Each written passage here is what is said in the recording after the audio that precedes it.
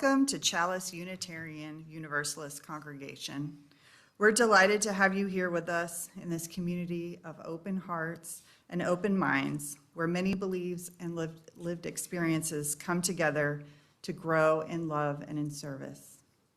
Whoever you are, whoever you love, whatever path you're on, you belong here.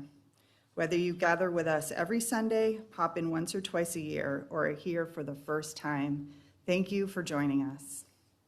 I'm Jessica Miller, the worship associate today. Our service this morning is led by our affiliate minister, Reverend Dr. Arvid Straube. Our worship musician this morning is John Schultz, and our song leader is Debbie Street Idell. Our tech and sound engineer is Diak. Our greeters are Debbie and John Ressler, and our closer is Jessica Schultz.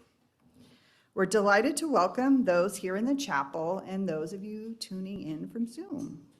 You're part of this gathering wherever you are.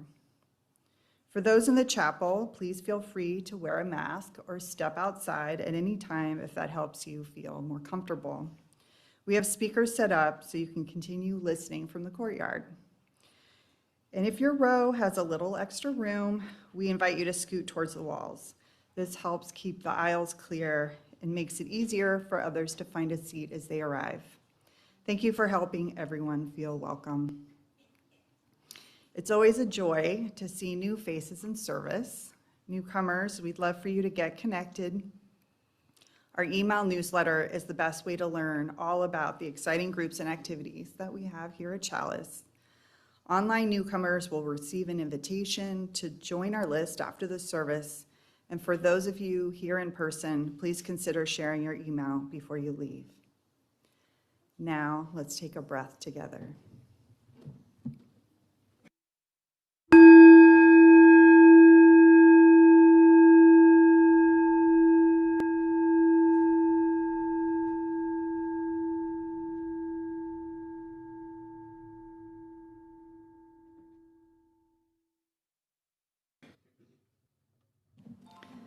As we settle our souls into worship, we acknowledge Indigenous peoples with these words from Robin Wall Kimmerer, a citizen of the Potawatomi Nation and author of Braiding Sweetgrass, Indigenous Wisdom, Scientific Knowledge, and the Teachings of Plants. In winter, when the green earth lies resting beneath a blanket of snow, this is the time for storytelling. The storytellers begin by calling upon those who came before, who pass the stories down to us, for we are only messengers. Now we light our chalice, the symbol of our Unitarian Universalist faith. I'd like to invite Zula and Cindy to light our chalice this morning. Our chalice lighting words this morning were generated with a little help from ChatGPT. We light this chalice in a season that can feel heavy, hurried, or uncertain, and we choose together to bring joy deliberately into these days. In A House for Hope, Unitarian Universalist minister, Reverend Dr. Rebecca Parker reminds us, the place God calls you to is the place where your deep gladness and the world's deep hunger meet. May this flame call us to notice what gladdens our hearts, to offer that gladness freely, and to let joy become a gift we give to one another and to the world that needs it now.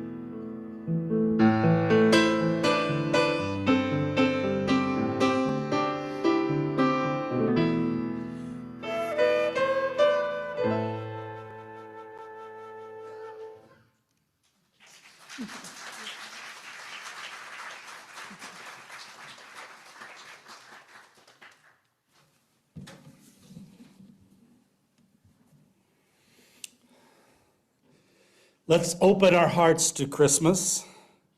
Open them to all the hope that stands against the world that wastes with evil things. Open them wide enough for the gentleness we need in a world that is bitter and harsh, for loveliness in a world that is often desolate, for faith and joy and the song of that joy that sings in the presence of the divine. These are the words of A. Powell Davies.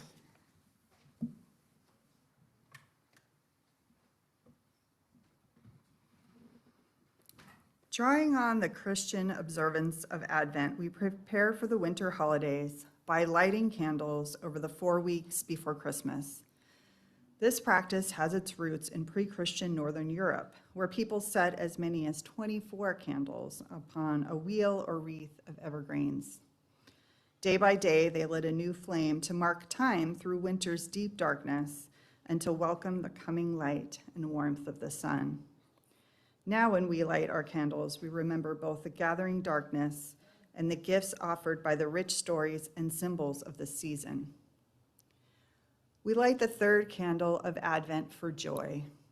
Joy is the fullness that comes when our hearts are open to the beauty, wonder, and laughter that are always available to us.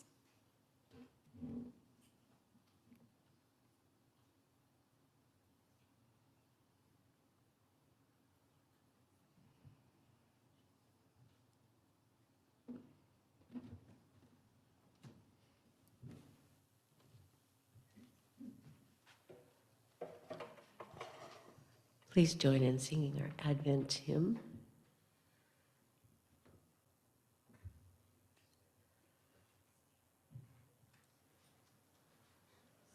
Rise in body and spirit.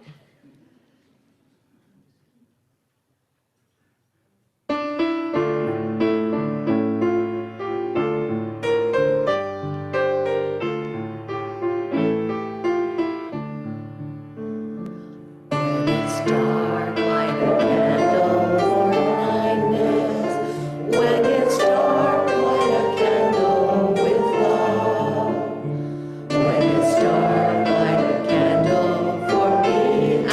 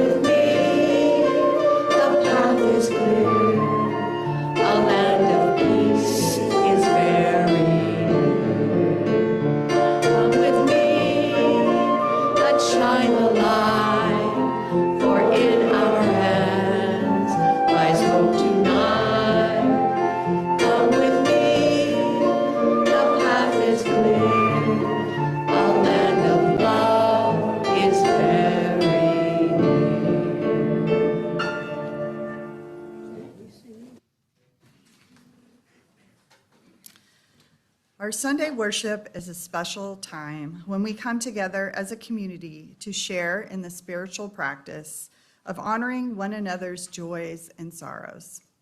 In this sacred space, we support and uplift each other, remembering that every joy is a blessing to be celebrated and every sorrow is a burden we carry together.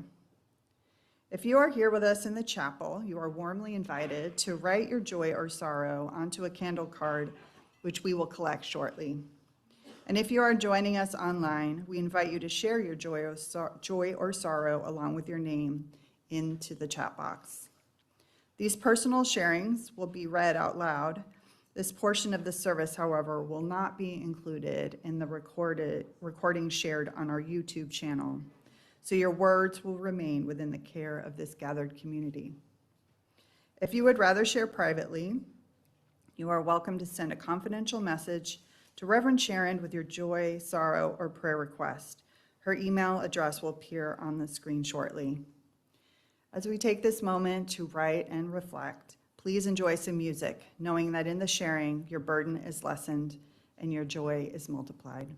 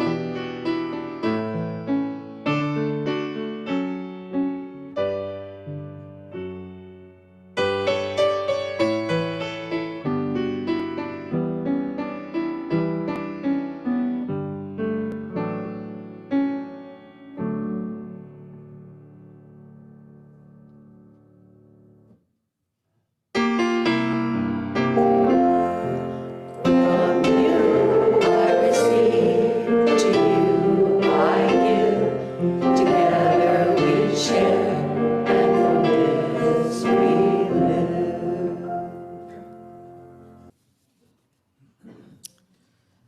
We light a final candle for all of the joys and sorrows held silently in our hearts this morning. These too are held in the care and compassion of this community. Now we invite the children and anyone else who would like to come forward for a story.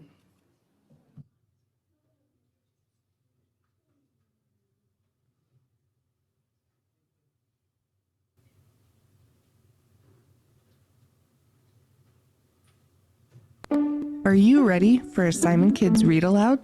Today we're reading Happy Holidays by Cindy Jin and illustrated by Rob Sayed Jr. The time has come to send holiday cheer to family and friends far and near. We all celebrate the season in our own special way. Let's look at how families prepare for each holiday. We wish you a Merry Christmas and much holiday cheer. May joy, peace, and hope fill your home this year. May little miracles find you during the Festival of Lights. We wish you a happy Hanukkah on each of the 8 nights. May faith, love, and unity bring rich blessings to you. We wish you a happy Kwanzaa and good fortune too. We celebrate 2 big holidays with 8 candles and a tree. Happy Merry Christmas from my family and me. Season's greetings and Happy New Year. We're thankful to be together. We wish you were here. We all celebrate the season in our own special way. All season's greetings to you and Happy Holidays.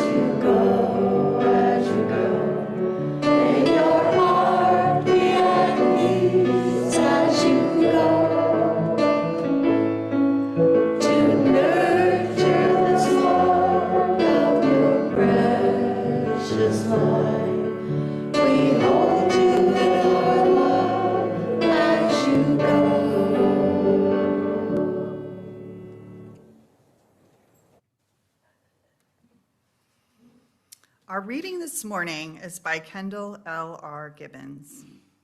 Christmas is subversive. With blurred, multicolored Christmas lights in the background, a small Jesus in the manger from a nativity scene is in half light. One of the great things about Christmas is that it's a sturdy holiday. Christmas doesn't wimp out when times are hard. It comes anyway, even if there are hardly any presents, even when there isn't much food to make a feast with, even if you're sad, even if the world around you is at war, even if you are living in fear of danger and oppression, Christmas still comes. And when it comes, Christmas is subversive. Christmas, with its story of an unwed mother and a doubtful father, with its legend of a helpless baby born in a stable, who was worshipped by some of the wisest, richest men in the world, with its tale of the child pursued by the deadly wrath of kings, who escaped as a refugee to a foreign land far from home. Christmas, with its ancient, enduring summons of peace on earth, goodwill to all people everywhere. You can't stop a day like that with a little hardship, or greed, or injustice. It will show up anyway, shining the light of a midnight star into the darkest places of our collective hearts. Do not underestimate the power of the manger and the hope it holds. The Christmas song of the angels is not as innocent as it sounds. It has turned the world upside down before now. It still can.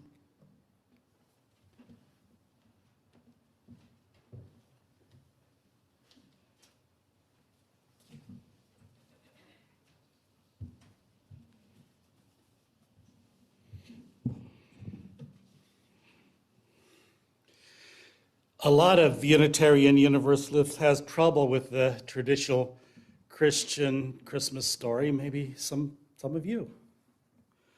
A good many actually, of us are survivors of an abusive religious tradition, and we found in our faith a liberation from this trauma and a healing from this pain. So we're sensitive to those things that remind us of that history and that hardship. Also, we're believers in reason, so some of us have then rejected the story because it isn't historical fact on the grounds of reason and science. And then, if that's all true, why is it that Christmas Eve services attendance numbers are among the highest of the year, even in Unitarian Universalist congregations, in this faith that includes everything from Christians to atheists?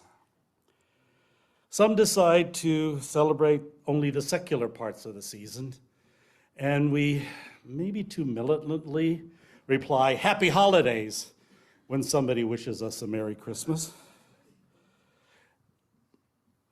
There was, when the gray hymnal was being put together, an attempt by that hymn book commission that produced that gray hardcover hymnal. I believe that was back in the 90s.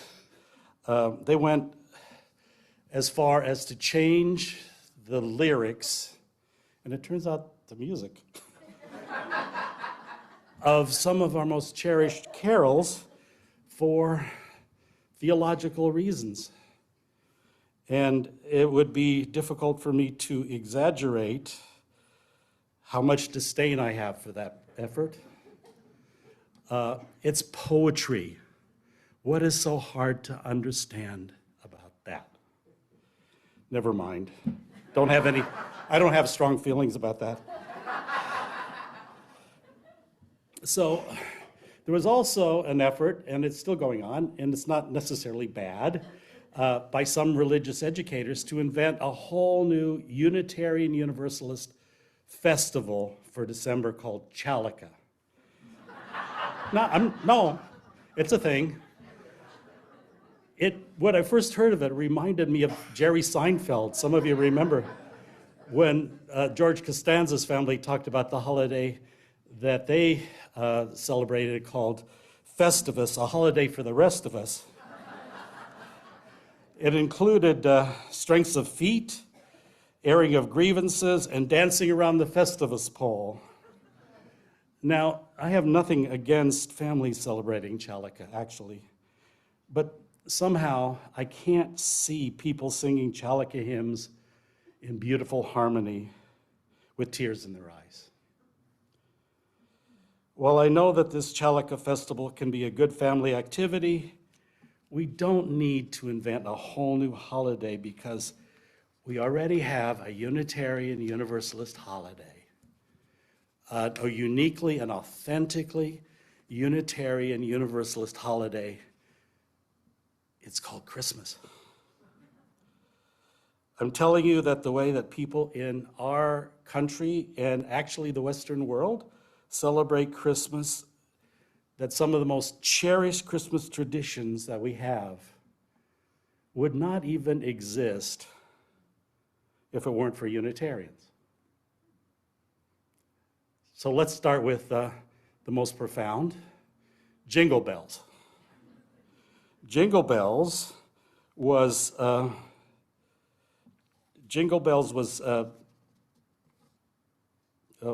got ahead of myself, sorry. Let me get back. All right. The Keep Christ in Christmas folks don't realize that Christmas has always been a pagan holiday, as much as a Christian one. We don't find in the Bible anywhere that says when Jesus was born. The early Roman Church began to celebrate that on what was then the solstice in an old calendar, December 25th, because the most popular celebration was the solstice celebration called Saturnalia. So the early church merged those celebrations, Christmas and and Saturnalia, which was a time of drinking and feasting. And the whole idea of bringing green boughs into the home, as we learned from the introduction to the Advent wreath, was around as a solstice custom long before Christian times. And the Puritan churches of New England, and remember that those were the churches in the 1600s that would become the first Unitarian churches in the 1800s. Those folks knew about all that pagan history of Christmas, and they didn't like it. So, because in England, where they came from, Christmas was more like Mardi Gras. It was a time of drunken parties that often turned into riots. Carolers were the kind of like intoxicated adult trick-or-treaters who would intimidate rich people to feed them. So in Puritan New England, Christmas was a work day like any other, and if you were caught celebrating, you could end up in the stocks. But gradually, by the early 1800s, the celebration turned into a family-centered, child-oriented holiday, sort of like we have now. And that's when the Unitarian contributions to Christmas really took hold. All right, let's get back to Jingle Bells. I know you've been waiting. The writer of Jingle Bells was a Unitarian, of course. He was the music director of his brother's Unitarian church in Savannah, Georgia. I kind of get the feeling that Dashing Through the Snow didn't happen in Savannah. I think they came from New England originally. But what would Christmas be without Jingle Bells? All right, what about the Christmas tree? That really beloved Christmas tradition. What about the Christmas tree? Well, again, there's a Unitarian origin for that in the United States. The custom of bringing a pine tree into a home and decorating it, as they did in Germany, was brought by a German professor and Unitarian minister named Charles Fallen. He brought this custom to New England, and then it spread to the rest of the U.S. Fallen was forced to flee Germany because of his liberal views. And then he kept right on and lost his teaching position at Harvard because he was so passionate about the abolition of slavery. So, Christmas tree, Unitarian, enjoy.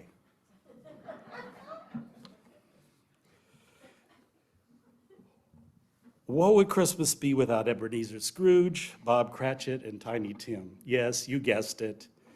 Charles Dickens was a Unitarian. This English author joined a Unitarian church in London after he met Ralph Waldo Emerson and William Ellery Channing on a trip to America. Dickens' Christmas is a Unitarian Christmas. Not a lot of theology there, but love, goodwill toward others, concern for those less fortunate. That was the Dickens Christmas. Those are Unitarian values. At the end of the service, we'll sing one of the most beloved of all Christmas carols. It Came Upon a Midnight Clear. Words to that song were written by the Unitarian minister Edmund Sears in 1849 at the end of the Mexican War. Not a word about Jesus in the original carol. There was another verse added later. This carol, this beloved carol, is a lament of the human costs of war and expressed the firm conviction that one day humanity would learn to live in peace.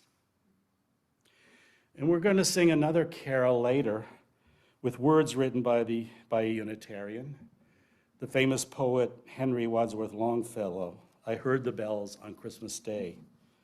So here's a story about why he wrote the poem that was later set to music. His wife had died recently in a fire. His son had run off to join the Union Army and came back severely wounded. Some of the verses we usually don't sing, because they're actually in the poem and not the carol, are about the Civil War. Then from each black, accursed mouth, the canyons thunder in the south, and with the sound, the carols drowned of peace on earth, goodwill to men. It was as if the earthquake rent the hearthstones of a continent and made forlorn the household born of peace on earth, goodwill to men. And then he began listening to those carols played by those bells, and it renewed his hope and inspiration, which he talks about in the final verse. He was then able to go on. You don't have to accept the fundamentalist Christian's definition of a literal virgin birth, literal angels, literal wise men, to believe the story. We're mistaken if we think that people mostly find meaning in ideas, arguments, and reason. Those are good things, and we need them. But the way people really make meaning is the stories that we tell each other. Our reality, our beliefs are based on the stories that we tell each other. Stories, good and bad, that tell us who we are, what we should do, who we should be, what our lives and deaths are about.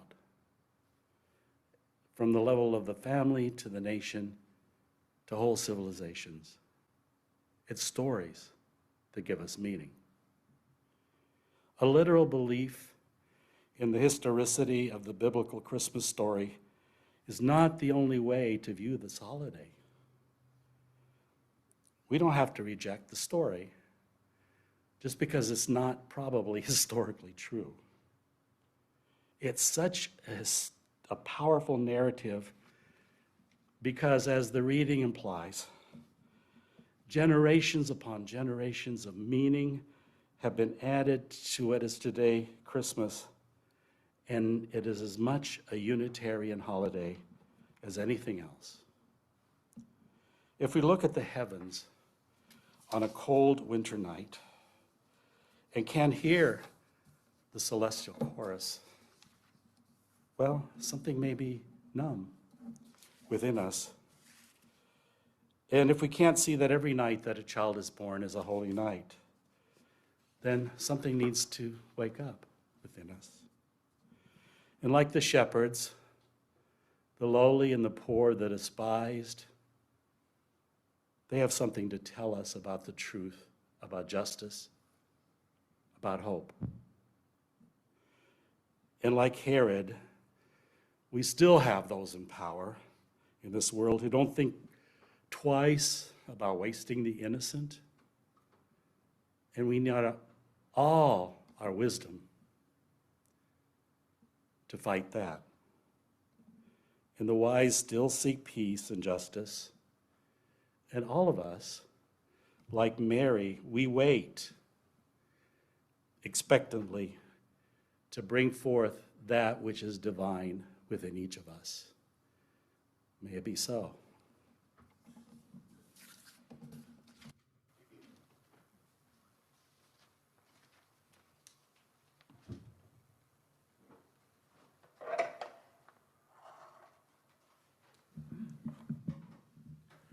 We are now going to sing one of the hymns that Reverend Arvid told us about. We're going to do "I Heard the Bells on Christmas Day."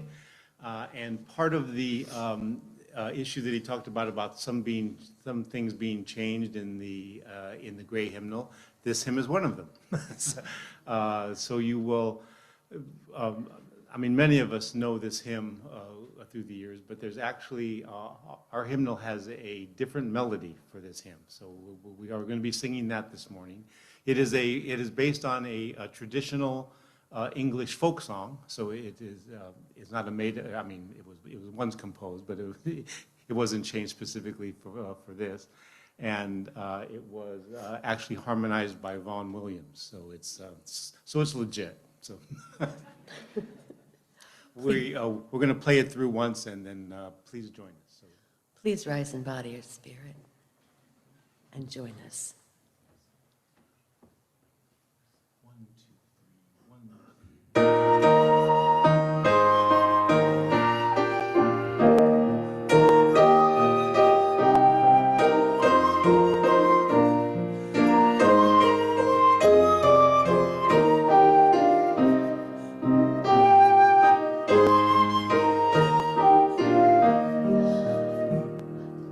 heard the bells on Christmas Day, their old familiar carols play, and wild and sweet the words repeat of peace on earth to all goodwill.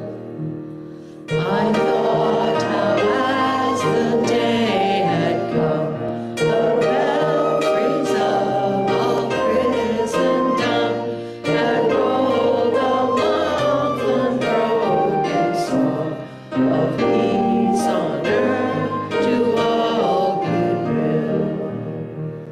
And in despair I bowed my head. There is no peace on earth, I said, for hate is strong and mocks the song of peace on earth to all goodwill.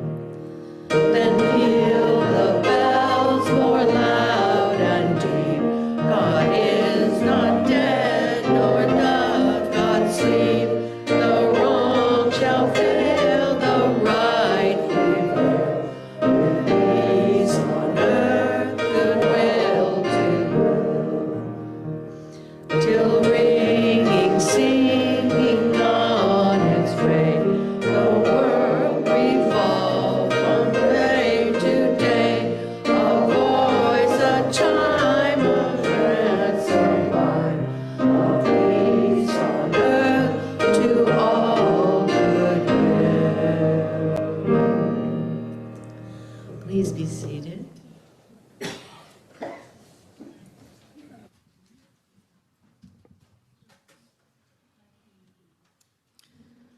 The Sunday offering is one way we practice generosity in support of the community we are creating together. As Buddhist teacher Christina Feldman writes, generosity lies at the heart of spiritual practice. Extending generosity to ourselves and others gladdens our heart, is a direct way of healing division, and brings joy. We invite you to support Chalice today by texting your donation. If this is your first time donating by text, simply text the amount you wish to give.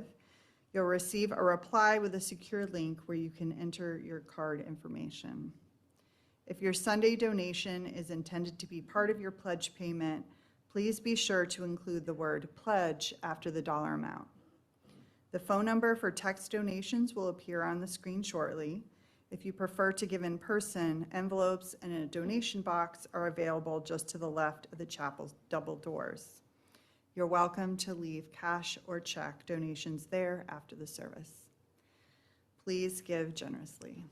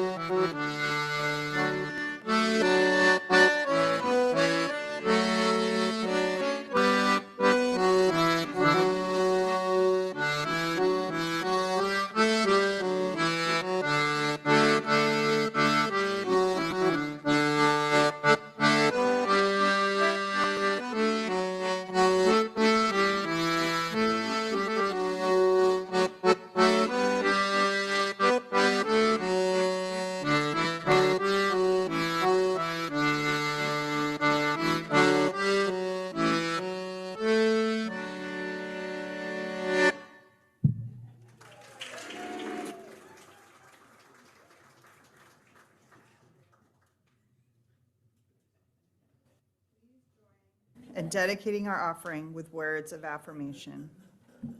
At Chalice UU congregation, our mission is to inspire individual and communal spiritual growth.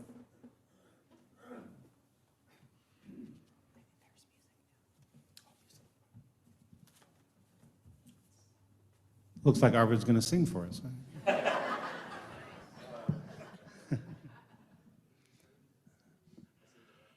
All right. So I'm going to do for us today a song by Peter Mayer. We know Peter pretty well here. He has hymns in our hymnal. Tom sang "Holy Now," so beautiful at the Christmas party. Another Peter Mayer song, and many of you may know he has a very popular album called Midwinter, which is all about this season. There's some really nice holiday songs in there, and one of them is kind of about the gifts of Christmas, and it tells the story about when they pulled the Christmas decorations down from the attic one year. They had a candle they had a Santa candle that they always put up, but it had melted during the summer months, and it had shrunk in size by about half, and it looked like a Buddha Santa now. So that's a great song, and I love doing that. Well, he has a brand new song. It came out in September, and it's about Buddha Santa. So he does credit the candle with the inspiration, but it's a much more it's a much more serious song, and I just love it. So, brand new song from Peter Mayer.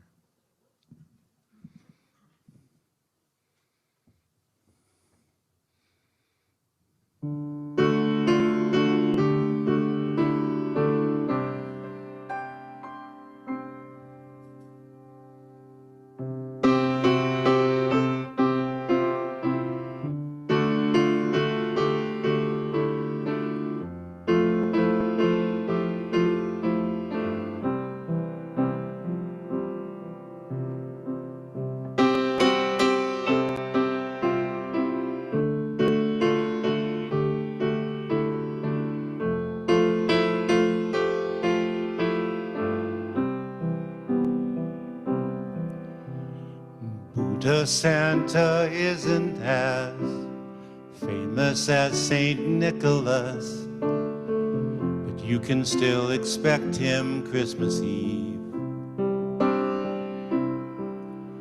Across the room he softly steps, his bag is filled with emptiness. He reaches in and puts beneath the tree evening breeze, a gentle rain, the whistle of a distant train, the morning when the birds begin to sing, the blessed moment you are in, the unity of all that is, and tenderness for every living thing.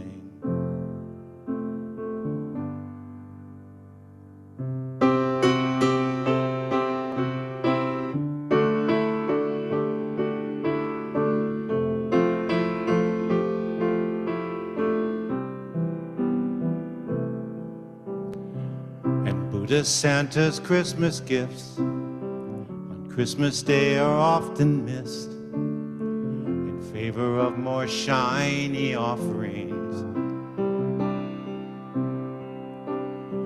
But near at hand they always stay, even long past Christmas Day, and through the year awaiting opening.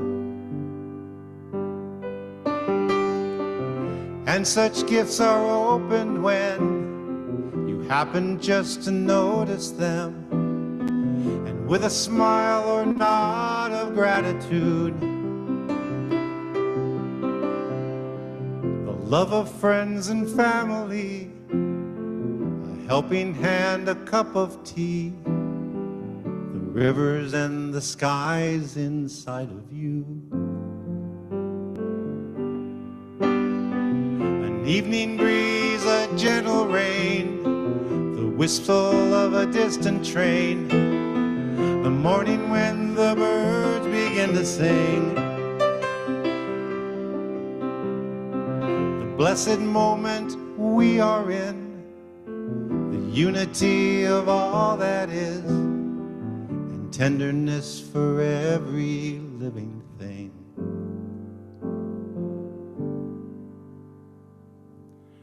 Buddha Santa isn't as famous as Saint Nicholas, but you can still expect him Christmas Eve.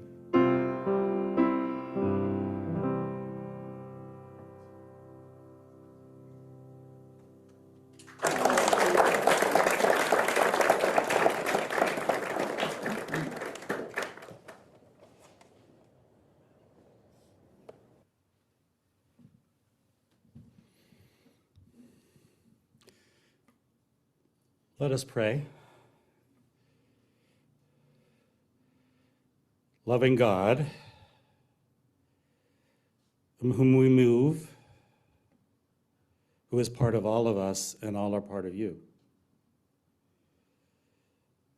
Be with us during this holiday.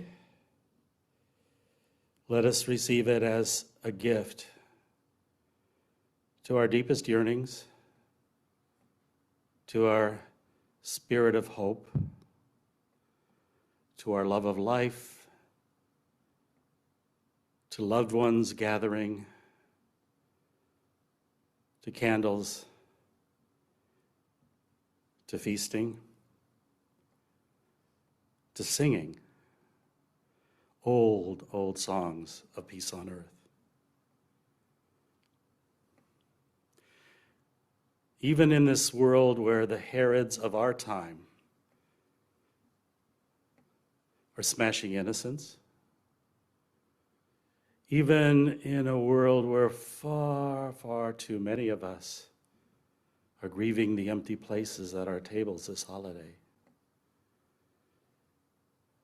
help us to gain inspiration in the fact that the sun is returning, that spring is coming again, as it always does. Can it be so too for we human beings, so close to being angels and so easily being cruel? Can the songs of peace on earth resonate in our hearts? Can we truly, despite all the troubles of this world, rejoice in what we have, rejoice in our faith, rejoice in our heritage, rejoice in our loved ones? This Christmas, may it be so. Amen.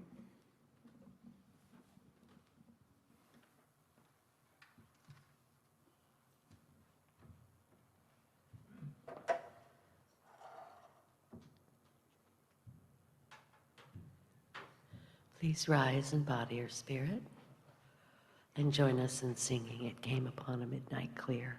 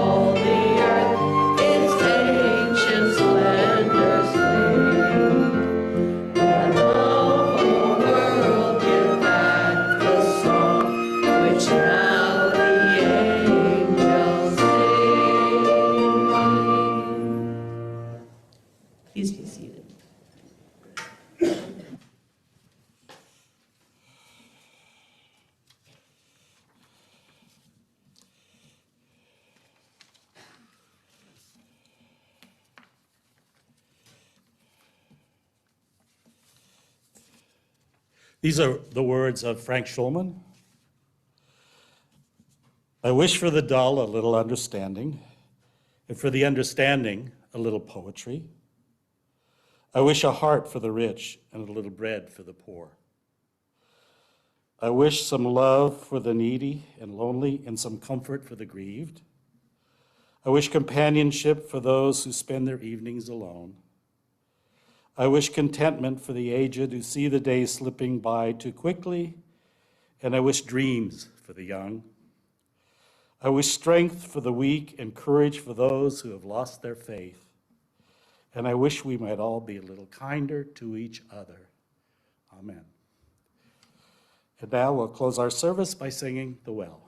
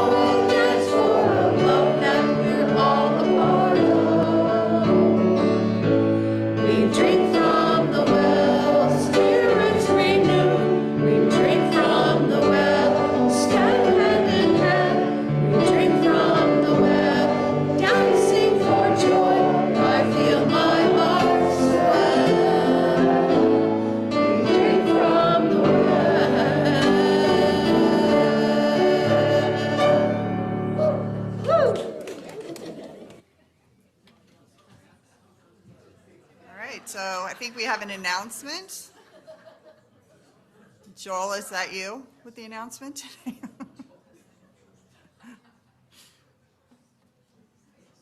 through with a little change of character. No more misery.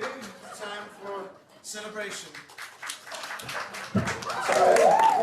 You're probably wondering why I'm wearing this fabulous jacket.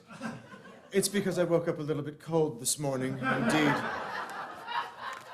May have something to do with the festive season. The winter solstice celebration is coming upon us, and you are invited to celebrate winter solstice on Sunday, December 21st. You can walk a candlelit spiral. We'll be making that spiral, and this is a little bit of a change. We will be making that spiral on Sunday after the service. So 12-ish, 1-ish, whenever the courtyard clears out, we will move all the tables and chairs and build it together. So if you want to come and help build, come build it with me. I do it every year. All right.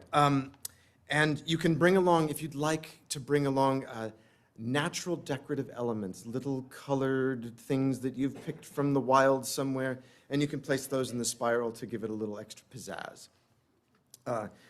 The chalice musicians will start, we're starting at 4:30, and there will be light refreshments and socializing. Reverend Sharon will open the ceremony at sundown, so that's near 4:30-ish. It's right there. And then the chalice musicians begin, and then we close at 6 p.m. So those chalice musicians, Jeff and gang, they do a lovely job, and they play for almost an hour and a half every time, so it's pretty amazing. Okay, and that's it. So, oh, and there's one more bit. Kay Campbell is going to join us, and she's going to provide some beeswax candle making.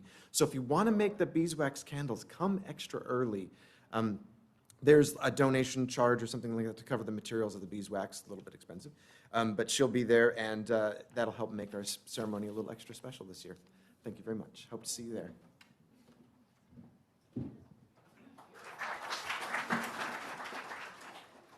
In just a few minutes, our social hour will begin online at the same Zoom link and in person on the courtyard. If you're here with us in person, you're invited to bring your refreshments into the green room and say hello to our online congregants. However you join us, we hope you'll stay a while to connect and enjoy this time together. Reverend Dr. Straube and I look forward to greeting you at the chapel doors to hear how the service was meaningful to you. Go with joy.